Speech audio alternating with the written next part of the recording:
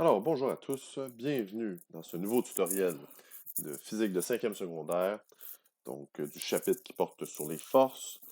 Et donc, après avoir longuement discuté de plusieurs sujets, en commençant bien sûr par la force de gravité, ensuite la loi de Hooke, ensuite l'addition des vecteurs, les lois de Newton, et le dernier en liste c'était le frottement.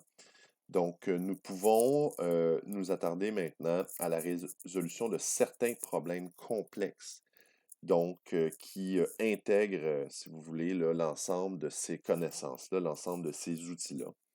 Et un des exemples classiques de problèmes qui intègrent tout ça, c'est des problèmes de plan incliné. Où on a un bloc, un objet quelconque qui glisse le long d'un plan incliné ou qui se déplace le long de celui-ci, vers le haut, vers le bas. Il y a plusieurs variantes à ce genre de problème-là. Des fois, il y a une force qui pousse l'objet dans un sens, surtout généralement vers le haut. On peut intégrer à ça aussi des ressorts. Bref, il y a plein de variations. Mais il y a une chose qui demeure, c'est que la façon générale de procéder dans une telle situation est toujours à peu près la même, du moins pour le point de départ. Et ensuite, comme je le disais, des fois, il y a des choses qui s'ajoutent, mais le point de départ est souvent le même. Et c'est ce qu'on veut établir ici, c'est comment est-ce qu'on commence à analyser un tel problème et comment est-ce qu'on peut se simplifier la vie grandement. Et il y a une façon de travailler qui va nous aider à faire ça. Donc, l'exemple que j'ai choisi pour illustrer ça, c'est celui que vous retrouvez à la page 151 de votre cahier d'exercice, le numéro 3. Et je le disais, donc ça, c'est un problème parfaitement typique là, de problème de plan incliné. Donc, on dit qu'un bloc de 5 kg descend à vitesse constante sur un plan incliné à 28 degrés. Donc, ce qu'on cherche à calculer ici, c'est la force de frottement qui s'exerce entre ce bloc et le plan incliné. Donc, évidemment que la première chose qu'on veut faire dans une telle circonstance, c'est toujours d'illustrer les forces qui sont en jeu. Donc, quelles sont ces forces qui sont en jeu? Ben, allons-y par les plus simples d'abord et commençons par la force de gravité. Donc, je vais tracer ici à partir de mon objet une force ici vers le bas, qui est la force de gravité. Je vais indiquer le FG de l'autre côté, vous allez comprendre pourquoi un peu plus tard. FG ici. On pourra calculer cette valeur-là dans quelques instants. Pour l'instant, on va se concentrer vraiment pour représenter les forces seulement. Chacune des forces, je vais les indiquer avec une couleur différente. Ça va nous aider à bien visualiser ce qui se passe. Donc, une autre force qui est présente, on en a parlé à plusieurs reprises. Hein. Si l'objet est posé sur une surface, la surface supporte le poids de l'objet. Donc, il y a une normale ici qu'on doit représenter. Et là, il faut faire extrêmement attention. Hein, la définition de la force normale, c'est toujours une force donc, qui supporte le poids de l'objet. Et cette force-là, comme la normale l'était quand on travaillait en optique, elle est perpendiculaire à la surface donc, sur laquelle est posé l'objet, le bloc. L'erreur classique dans une telle circonstance, et ça on le voit souvent, c'est des gens qui tracent leur normale ici comme ça vers le haut. Et c'est pas le cas. Donc ça, c'est pas la normale. Pourquoi? Parce que ce n'est pas perpendiculaire à la surface. La normale doit être toujours tracée perpendiculairement. Donc, quelle est cette normale perpendiculaire? Je vais tenter là, de le représenter à peu près ici. Donc, ce serait quelque chose comme ça, ici. La normale perpendiculaire à la surface. Autre force qui est en jeu ici, c'est la force de frottement. On nous demande de la calculer. Et on l'a dit il y a quelques instants, hein, l'objet descend le plan incliné. Je vais peut-être prendre du noir ici pour indiquer le fait que l'objet descend le plan incliné. Donc, je vais indiquer, permettez-moi de l'indiquer en haut ici, ou simplement une flèche comme ça pour indiquer que l'objet s'en va vers le bas, donc son mouvement est positif vers le bas. Et donc, je vais indiquer ici à l'aide d'une flèche, je vais prendre la couleur vert, tiens. La force de frottement qui, rappelez-vous, est toujours en sens contraire du mouvement. Donc, si l'objet glisse vers le bas, la force de frottement, ici, est représentée vers le haut. La force de frottement ne sera pas toujours vers le haut. Faites attention, hein, si un objet était poussé vers le haut du plan incliné, donc à ce moment-là, il faudrait illustrer une force de frottement vers le bas et une poussée vers le haut. Donc, des fois, elle sera vers le bas, des fois, elle sera vers le haut, ça dépend du sens du mouvement. Donc là, ici, on va définir donc un mouvement positif vers le bas du plan incliné. Donc, ici, nous avons toutes les informations en place. Et là, on va être prêt à calculer donc certaines valeurs. Donc, évidemment, on pourrait calculer la force de gravité ici, mais je vais m'abstenir de le faire pour l'instant parce que je veux vraiment qu'on s'intéresse à la situation au plan théorique davantage et ensuite, une fois qu'on ait bien compris ce qui se passe, qu'on fasse les calculs. Donc, dans une telle situation, ce que je vais arriver à faire, c'est de représenter, bien sûr, les forces et représenter notamment les forces qui ont une incidence sur le mouvement. Donc, évidemment, la force de frottement, hein, bien sûr, elle a une incidence sur le mouvement. Je vais la surligner, cette force-là, ici, parce qu'elle empêche... Oh, pardon. Je vais tout simplement... Je peux effacer ça ici. Voilà. Donc, je vais prendre mon surligneur. C'est mon surligneur ici que je voulais prendre. Voilà. Donc, la force de frottement, elle a une incidence sur le mouvement parce qu'elle empêche le bloc de descendre le plan incliné. Mais quelle force fait en sorte que le bloc descend le plan incliné? Bon, évidemment, certains vont dire que c'est la gravité. Certes, mais la gravité est orientée vers le sol. Donc, si je calcule cette valeur-là, je vais le faire ici. Tiens, je pense que c'est le bon moment de calculer ça ici à l'instant. Donc, je vais prendre ici du bleu pour pour indiquer que je calcule la gravité. Donc, c'est parti. Fg est égal à m fois g. Donc, la masse de l'objet, c'est 5 kg fois 9,8 Newton par kilo. Si vous faites ça, Newton par kilo, pardon. Si vous faites ça, ça va vous donner donc un résultat de 49 Newton. Donc, ça, c'est la force de gravité. Mais attention, la force qui attire mon objet vers le bas, elle n'est pas d'une valeur de 49 Newton. Parce que ça, c'est la force qui est dirigée verticalement vers le bas. Si l'objet était en chute libre, ben là, sa force qui l'attire vers le sol, c'est 49. Mais la force qui l'attire dans le sens du plan incliné ici, c'est pas 49. Et donc, ici, il faut calculer quelle part de notre force de gravité fait descendre fait descendre le bloc le long du plan incliné. Et il y a un autre effet également à la force de gravité. Donc, un des effets de la force de gravité, c'est de faire descendre le plan incliné. L'autre effet, c'est de créer une pression sur le plan incliné. Donc, ces deux effets-là représentent en somme les deux composantes de notre vecteur qui est la force gravitationnelle. Et ces deux composantes-là seront d'une part perpendiculaires au plan incliné. Donc, cette composante, je vais l'appeler la force de gravité en Y. Et là, certains vont me dire, oui, mais c'est pas du tout vertical. Sauf que moi, à partir de maintenant, je vais considérer que le sens vertical, et je vais le faire ici avec mon crayon noir, mon sens vertical, il est perpendiculaire. Donc, ça c'est Y, ça c'est X, ça va être positif vers le haut comme ça ici. Donc, il est perpendiculaire à mon plan incliné. Et donc, toutes les forces qui sont perpendiculaires au plan incliné, on va les appeler des forces verticales.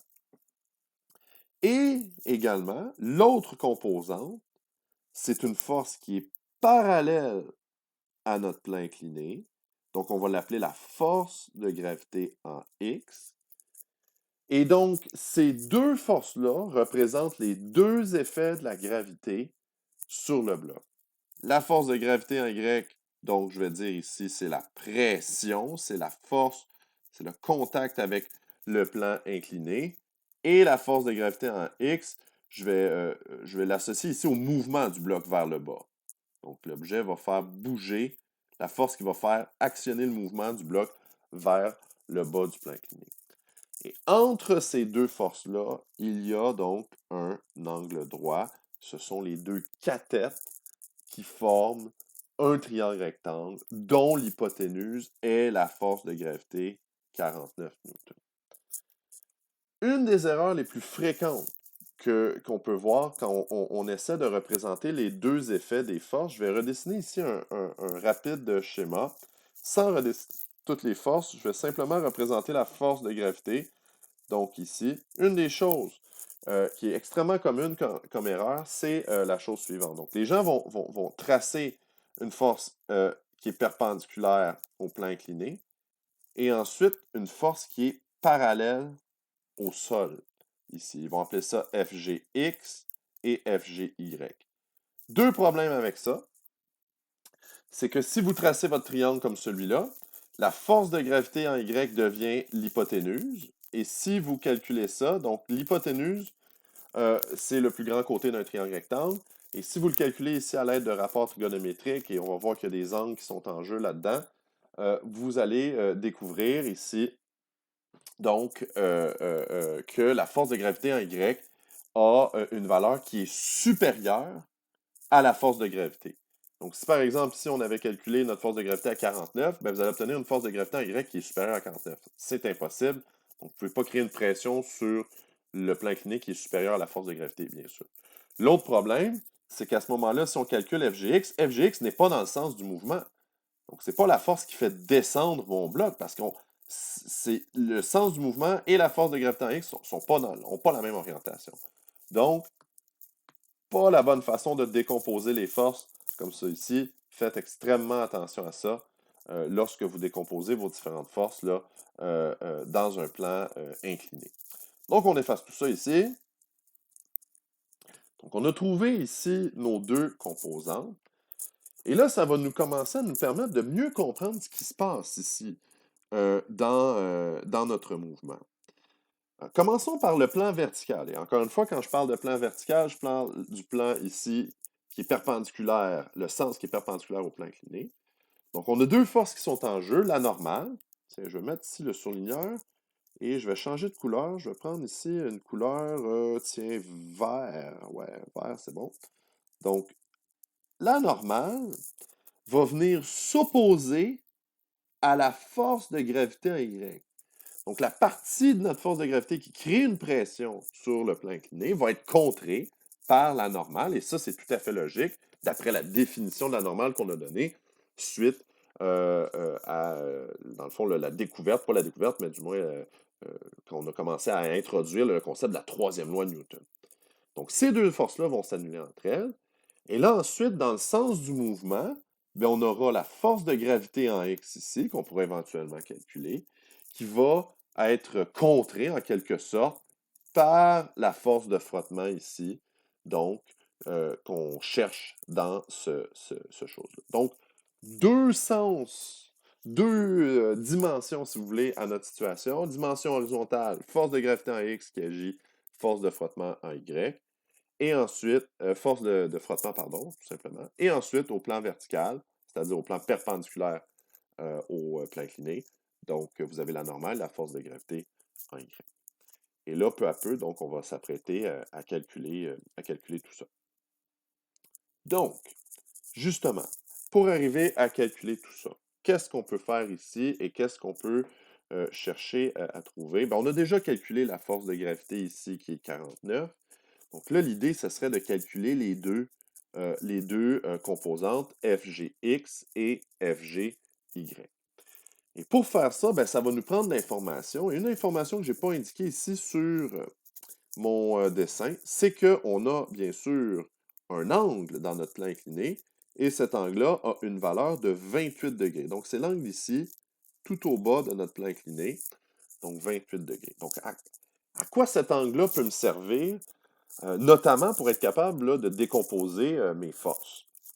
Donc, je peux démontrer assez facilement la chose suivante. Donc, par exemple, ici, nous avons dans cette situation un angle, par exemple, de 90 si je prolonge ma force de gravité jusqu'à la base de mon plan incliné. Et donc, si je faisais la somme des angles intérieurs d'un triangle qui donne 180, donc l'autre angle que j'ai dans ce triangle-là, c'est le complément de 90, donc ça donnerait 62 degrés, ça, ce serait l'angle ici. 62 degrés, je pourrais tracer ici une droite comme ça qui est parallèle à mon plan. Et là, on aurait deux droites parallèles, la force de gravité qui est une séquente. Et donc, on aurait également que ça, ce sont deux angles correspondants, donc ce serait également 62. Et pour conclure, donc, si j'ai 62 et j'ai, avec ma droite pointillée en bleu et ma droite pointillée en noir, un angle de 90. Donc, je sais que l'angle qui est ici, c'est un angle de 28 degrés. Et donc, cette démonstration mathématique ici que je viens de faire pour vous, on ne sera pas toujours obligé de la faire parce que dans toutes les circonstances où on a un plan incliné, ça nous donnera toujours ce résultat. C'est-à-dire que l'angle qu'on a à la base du plan incliné ici, c'est l'angle qu'on retrouve en haut là, de notre triangle formé de la force de gravité ainsi que des deux composantes. Donc, je peux retracer ce triangle-là ici. Donc, force de gravité verticale, 49 newtons. Voilà. On a une composante ici, donc force de gravité en Y, qu'on cherche, du moins qu'on peut arriver à trouver éventuellement. Et éventuellement, force de gravité en X, ici. On a un angle droit entre les deux. Et l'angle en haut, ici, c'est 28 degrés. Et donc là, les choses se précisent puisque on va être capable, là, à l'instant, là, de faire des calculs de trigonométrie pour être capable de calculer ça. Évidemment, ici, s'il y en a qui préfèrent utiliser la loi des sinus, donc on peut trouver avec l'angle qui est ici, 62, facilement la loi des sinus. On peut faire donc sin de 90 sur 49 est égal à sin de 28 sur FGX, sin de 62 sur FGY. Donc, ce serait une façon très facile de le faire. Tu sais, même que je vais l'écrire ici, juste pour montrer la possibilité.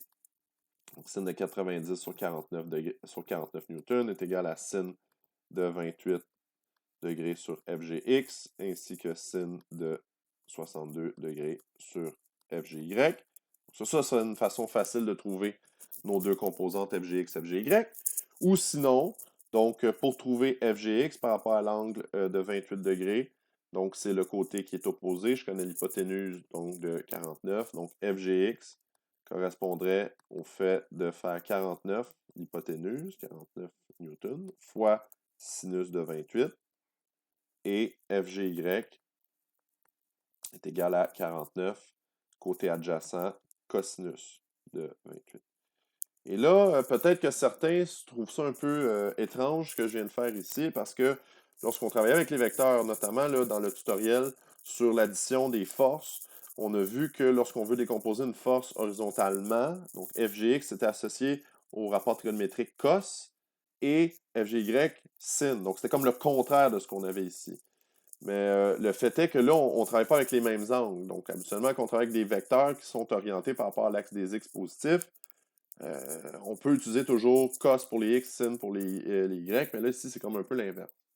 Donc, peut-être qu'en ce sens-là, certains préféreront utiliser la loi des sinus, qui est, en ce sens-là, peut-être plus clair, là, plus évident à voir que, bon, on ne se trompe pas, c'est vraiment là toujours la même chose. Donc, sin de 90 sur l'hypoténuse est égal donc à sin de 28 sur FGX, sin de 62 sur FGY. Et donc, le tour sera joué comme ça. Bref, que vous le calculiez avec la première ou la deuxième des façons, ça va vous donner exactement la même chose. Donc, pas de discrimination ici. Qu'est-ce que ça nous donne tout ça? Donc, 49 fois sin 28 fois sin de 28. Juste le recalculer ici, fois 49, voilà. Donc, ça nous donne, je fais mon calcul ici, 28 sin fois 49, voilà, pardonnez-moi. Donc, ça nous donne pour le FGX 23 environ, et pour le FGY, on pourrait même faire Pythagore ici, le rendu là, parce qu'on a tous les côtés. Donc, 62, ici, sinus fois 49. Ça nous donne le 43,26 environ newton. Donc, les deux composantes de notre vecteur. Je vais les écrire ici, 43,26.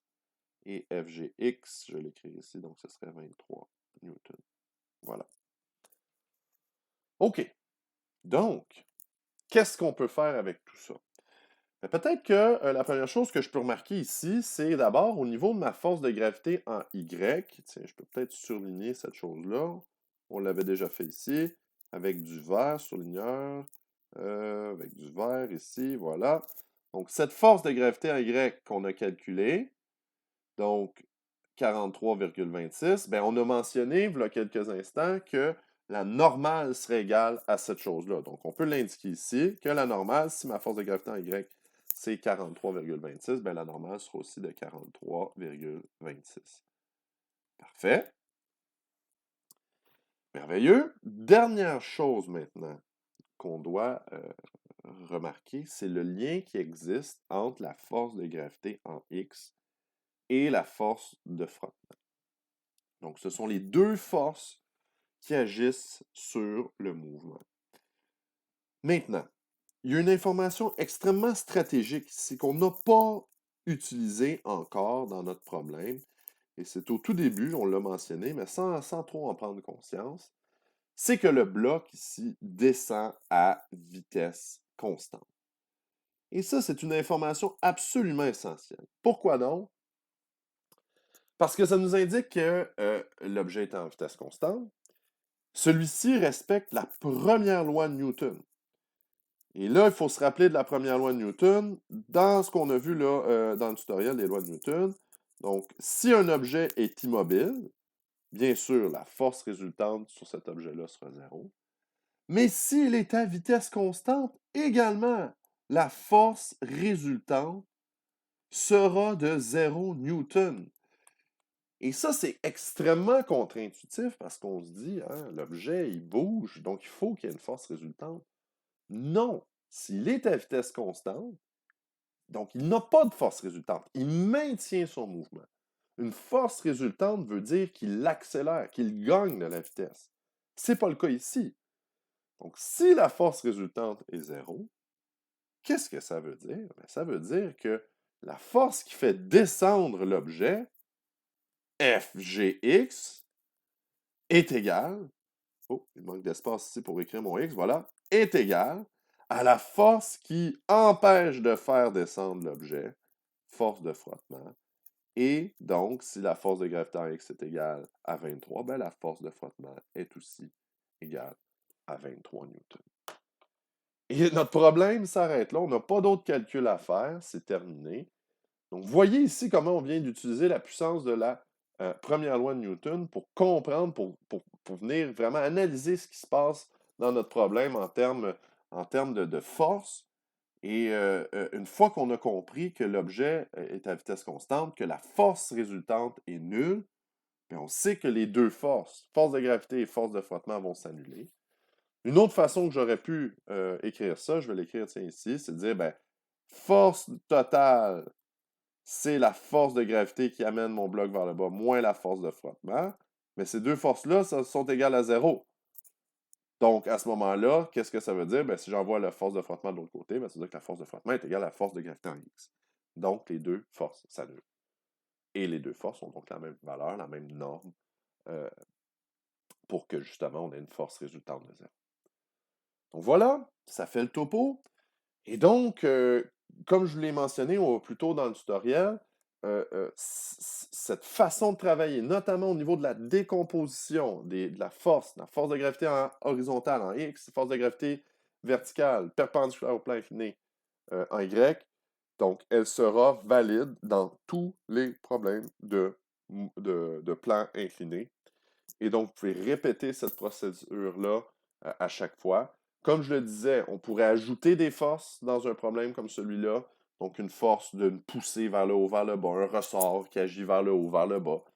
Et on arriverait toujours à la même chose.